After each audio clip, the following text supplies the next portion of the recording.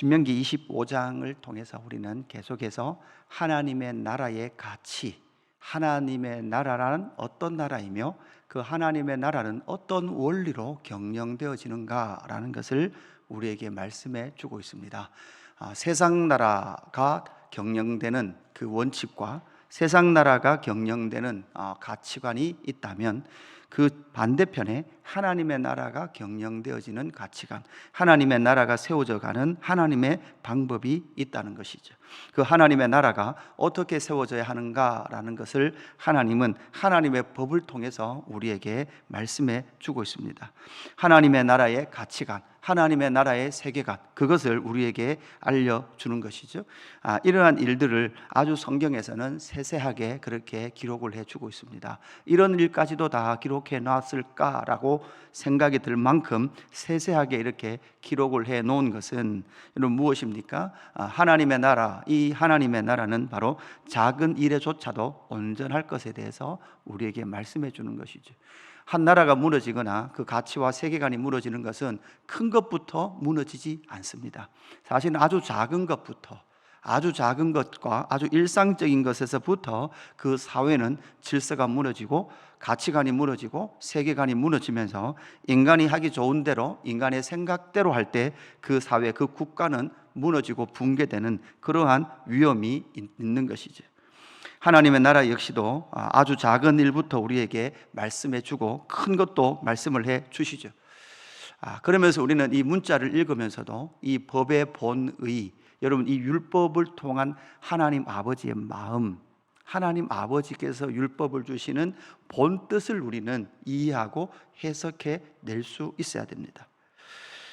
어제 말씀을 통하여 결혼과 이혼에 대한 것과 기타 규정에 대하여 약자에 대한 그런 보호법에 대해서 우리에게 말씀을 해 주셨다면 이제 25장 이제 목요일 날 보게 되는 26장까지 가면 전체적인 이제 신명기 12장부터 시작된 그 율법에 대한 말씀이 26장으로 이제 결론을 맺게 되는데 그중 이제 끝자락에 해당되는 25장 말씀에 우리가 와 있는 거죠.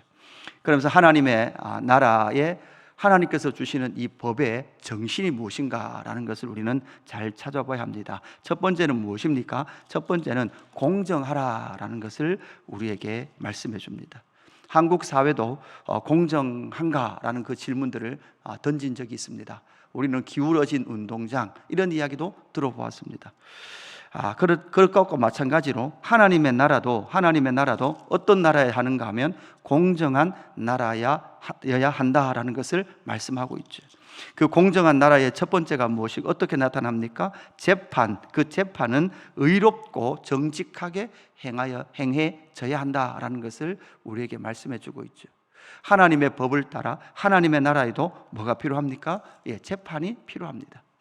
그 재판을 할 때 의인은 의롭다고 악인은 악하다고 말할 수 있는 그 재판, 그것이 바로 공정한 재판이고 그 공정한 재판이 있어야만 하나님의 나라가 견실하게 이 땅 가운데 세워져 간다라는 것을 우리에게 말씀해 주고 있죠. 여러분 이 말은 하나님의 나라 안에도 여러분 무엇은 있을 수 있습니까? 범죄는 있을 수 있습니다. 하나님의 나라는 죄도 없고 아무것도 없다, 모든 것이 의롭다가 아니라 하나님의 나라, 이 지상 국가로 하나님의 나라가 임할 때는 그 속에는 갈등도 있고 법적인 문제도 있고 이런 법적인 재판을 행할 그러한 상황들도 생기는 것이죠. 그 상황 가운데 하나님의 나라는 어떻게 그것을 처리할 것인가? 공의롭고 정의롭게 그 법에 대한 집행의 그 일들을 행할 것에 대해서 말씀하고 있는 거죠. 그뿐만 아니라 매매에서도 마찬가지입니다. 15절 말씀에 보니까 이렇게 말씀하고 있죠. 오직 온전하고 공정한 저울추를 두며 이렇게 말하고 있습니다. 대나 추나 이런 것들은 무엇입니까? 거래에 사용되는 것이죠. 큰 추, 작은 추 주머니에 같이 넣고 어떻게 합니까? 속이는 거죠. 1kg밖에 되지 않는데 다른 방법을 써서 1.5kg가 나오게 해서 더 많은 돈을 받게 치르게 하는 것이죠. 여러분 대는 나무로 만듭니다. 대는 나무로 만드는데 여러분 속이면 속일 수도 있습니다. 여러분 어떻게 속일 수 있습니까? 밑받침에 이 나무를 아주 두꺼운 걸 쓰는 거예요. 그죠? 아주 두꺼운 걸 쓰면 별로 들어가지 않습니다. 여러분 가을에 귤 사러 이렇게 바구니 다니는 귤 사러 가죠. 딸기 사러 이렇게 가잖아요. 딸기가 정말 이렇게 수북해요. 좋아요. 그래서 사서 왔는데 보니까 딸기가 한 줄밖에 없고 밑에 산더미처럼 플라스틱 그릇이 들어가 있어요. 이런 거죠. 눈으로 보기에는 공정한 것 같고 많은 것 같지만 그 속에 들어가 보면 이런 일들이 펼쳐지는 것이 세상 나라일 뿐만 아니라 하나님의 나라 안에도 일어날 수 있어요. 일어날 수 있습니다. 여러분 이런 일들이 일어나면 안 된다라고 생각하면 그런 일이 일어날 때 우리 안에 마음의 상처라고 생각해요. 여러분 그렇지 않습니다. 하나님의 나라 안에서도 이런 일들이 일어날 수 있습니다. 여러분 그럴 때 어떻게 하라고요? 네가 그럴 줄 몰랐다가 아니라 네가 그럴 줄 알았다 이렇게 하시면 돼요. 교회가 그럴 줄 몰랐다, 그럴 줄 알았다. 그러면서 그 속에 우리가 하나님의 법과 하나님의 나라의 정신인 공정하라라는 그 기준을 가지고 하나님의 나라는 경영되어져야 된다는 것을 우리에게 말씀해 주고 있습니다. 그렇다면 그 공정하라라는 그 공정함과 함께 가는 또 하나의 중요한 기준이 있습니다. 무엇입니까? 형제를 사랑하라라는 이 기준이 함께 갑니다. 여러분 공의와 사랑이 함께 가요. 여러분 이게 언제나 우리를 어렵게 하는 문제이죠. 공의로우라고 말하면 공의롭게만 행하면 돼요. 그러나 형제를 사랑하라라는 것은 공의를 집행할 때 공의를 집행하고 공의의 훼손도 없이 정의를 행하면서도 형제를 사랑할 수 있는 그 사랑의 법도 함께 챙겨야 되는 거예요. 여러분 그것이 어떻게 나타납니까? 벌을 하는데 40번 이상은 때리지 말라. 40배 이상 때리면 3절 말씀 보십시오. 3절 끝에 보면 내를 40배 이상 때리면 내가 내 형제를 경히 여기는 것이 될까 하노라 이렇게 말씀하고 있죠. 분명히 죄를 범했습니다. 악을 행했습니다. 그러면 그 악을 행한 것 자체, 악행 자체에 대한 징벌인 거예요. 그러나 그 인격에 대한 징벌은 아닌 거죠. 그렇게 여러분 징벌하는 이유는 이 악을 행한 사람을 이 세상에서 매장하기 위한 것도 아니고 하나님의 나라 안에서 매장하기 위한 것도 아니라 이 사람이 그 악에 대한 대가를 치르고 악으로부터 회복되어서 하나님의 나라 공동체 안에 견실한 사람으로 세워져 가기 위한 징벌이라는 거죠. 징계라는 거죠. 그래서 그 징계가 40회를 넘어가면 그 사람, 그 형제를 뭐 하는 거죠? 경히 여기는 꼴이 되어 버리는 것이죠. 그래서 하나님의 나라는 이 공의와 사랑이 공정하게 그렇게 균형을 맞춰서 이루어져야 되는 거죠. 4절도 마찬가지죠. 곡식 떠는 소에게 망을 씌우지 마라. 여러분 바울도 이 말씀을 인용을 하죠. 바울이 인용한 고린도 후서 9장의 말씀 보면 이런 말씀이 나와요. 모세의 율법에 곡식을 밟아 떠는 소에게 망을 씌우지 말라 기록하였으니 하나님께서 어찌 소들을 위하여 염려하심이냐. 여러분 이 소에 대해 말을 한 것이지만 이건 소에 대한 말이 아니라 여러분 결국 사람의 말이에요. 여러분 일을 하면 여러분 뭐를 해야 됩니까? 일을 한 대가를 줘야 합니다. 일을 한 대가를 줘야 되는 거죠. 하나님의 나라도 마찬가지입니다. 하나님의 나라 안에 그죠? 하나님의 일을 할 때 그 하나님의 일을 전적으로 하는 자들은 여러분 어떻게 합니까? 그게 직업인 그것으로 통하여 생계를 이어가는 자들에게는 그죠? 먹고 살 수 있도록 해야 되는 거죠. 다음 11절 12절을 보면 바울은 이 말씀을 더 확장해 가요. 우리가 너희에게 신령한 것을 뿌렸은즉 너희의 육적인 것을 거두기로 과하다 하겠느냐. 그러니까 이 말은 신령한 복음을 뿌렸고 바울이 선교를 하면서 선교사 바울을 돕고 하는 그 일들, 내가 신령한 것을 뿌려서 나의 이러한 육적인 삶을 책임지는 것이 내가 요구하는 것이 너희에게 과하다고 생각하느냐 이렇게 말을 하는 거죠. 그런데 바울은 어떻게 이 말씀을 이어가고 있는가 하면 다른 이들도 너희에게 이런 권리를 가졌거든 하물며 우리일까 보냐. 그러나 우리가 이 권리를 쓰지 아니하고 범사에 참는 것은 그리스도의 복음에 아무 장애가 없게 하려 함이로다. 그러니까 바울이 그 권리를 쓸 수 있지만 아직도 연약한 자들을 위하여 권리를 마음대로 사용하지 않는 거죠. 여러분 하나님의 나라의 특징이 무엇입니까? 내 권리를 마음껏 쓰지 않는 거예요. 그죠? 내 권리다. 성도로서 권리다.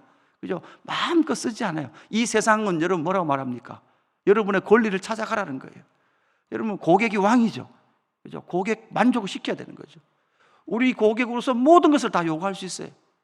그러나 하나님의 나라는 자기의 권리를 스스로 마는 거죠. 제한하는 거죠. 무엇 때문에요? 복음의, 그리스도의 복음의 장애가 될까 싶어서 내가 이렇게 할 수 있지만 그럼에도 불구하고 나는 스스로 내 권리를 제한하노라 라고 말하는 이 말 속에서도 여러분 무엇입니까? 형제를 존중할 뿐만 아니라 연약한 자들을 존중해 나가는 그 바울의 가르침을 우리가 보게 되는 거죠. 형제를 사랑하라 라는 것 역시도 5절부터 나타나는 계대 결혼을 통해서도 나타나게 됩니다. 여러분, 사랑은 무엇입니까? 사랑은 5절 끝에 보니까 이렇게 되어 있습니다. 그의 남편의 형제된 의무를 그에게 다 행할 것이다, 이렇게 말하고 있죠. 여러분, 사랑은 무엇입니까? 의무를 행하는 거예요. 남편 된 의무, 아내 된 의무를 행하는 거죠. 이 사랑의 의무를 행함을 통해서 하나님의 나라는 무엇이 이어져야 합니까? 씨가 이어져야 합니다. 이미 여러분 이 신명기 이전에 이미 성경에 보면 계대 결혼의 형태의 일이 일어난 적이 있습니다. 어디에 써 있습니까? 창세기 38장에 유다와 며느리 다말의 관계 속에서 이미 끊어졌던 유다의 그 가문의 씨를 다말이 시아버지의 관계에서 씨를 이어내는 그러한 영광을 우리는 말씀을 통해서 만났죠. 창세기에서 이런 일들이 있는, 성경에 이런 일이 기록되어 있는가 싶을 만큼의 그러한 일들을 통해서 사실 여러분 이 씨는 누구로 이어집니까? 예수 그리스도로 이어지는 거죠. 씨가 끊어질 수 없습니다. 씨가 끊어질 수 없습니다. 누구의 씨가 끊어질 수 없습니까? 예수의 씨가 끊어질 수 없습니다. 그래서 구약은 그 모든 이런 계대 결혼이라는 방법을 통해서 메시아가 이 땅 가운데 오게 하셨고, 고로 여러분 신약에는 이런 제도가 없습니다. 신약에는 이런 제도가 없죠. 그리고 진짜 대는 무엇으로 이어집니까? 우리의 어떤 육신의 씨의 대가 이어지는 것이 아니라 예수 그리스도의 복음의 그 생명의 대가 이어져야 된다는 것을 우리에게 말씀하고 있는 거죠. 형제의 의무를 다하지 않은 자는 여러분 어떤 자입니까? 수치를 당하는 자입니다. 형제를 사랑하고 그 형제를 사랑하는 일에 의무를 다하지 않는 자들은 여러분 9절 10절에 보니까, 특별히 10절에 보니까 이렇게 말하죠. 이스라엘 중에서 그의 이름을 신벗김 받은 자의 집이라 부를 것이니라. 여러분, 이거는 신을 벗은 자와 신을 벗김을 당한 자는 뉘앙스가 다릅니다. 신을 벗다라는 것은 내가 살아왔던 그 길을 이제 내 스스로 멈추고 하나님의 길을 따라가겠습니다라고 자원하는 의미로서 신을 벗는 게 나온다면, 여기는 뭡니까? 신의 벗김을 당하는 자예요. 너 그렇게 살면 안 된다는 거예요. 공동체에서 너 그렇게 한 형제된 의무를 그렇게 소홀히 하는 것은 수치다라는 것을 우리에게 말해주고 있는 거죠. 여러분, 하나님의 나라 안에서는 형제 사랑하는 일에 우리의 의무를 다해야 합니다. 그렇게 하지 않는 것은 여러분 무엇입니까? 수치입니다. 수치. 그 수치를 당하는 일이다라고 우리에게 분명히 말씀해 주고 있는 거죠. 11절 12절에 그죠? 한 아내가 남편이 어떤 사람과 싸울 때 상대방의 음낭을 잡지 말라. 여러분, 이런 이야기는 여러분 과격하지 말라. 그죠? 과격하지 말라.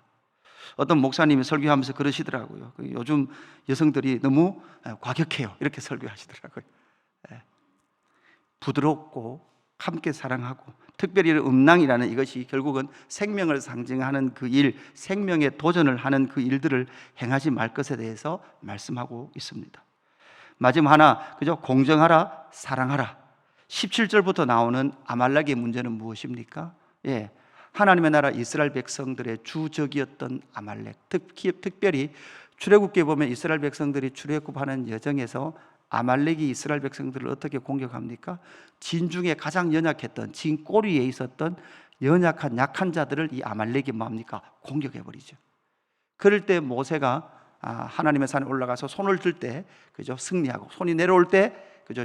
이스라엘 백성들의 공격이 밀렸던 그 장면 속에 등장했던 민족이 아말렉입니다. 너희는 이 아말렉을 잊지 마라 라는 것이죠. 약한 자들을 쳤다라고 18절에서 말씀하고 있는 거죠.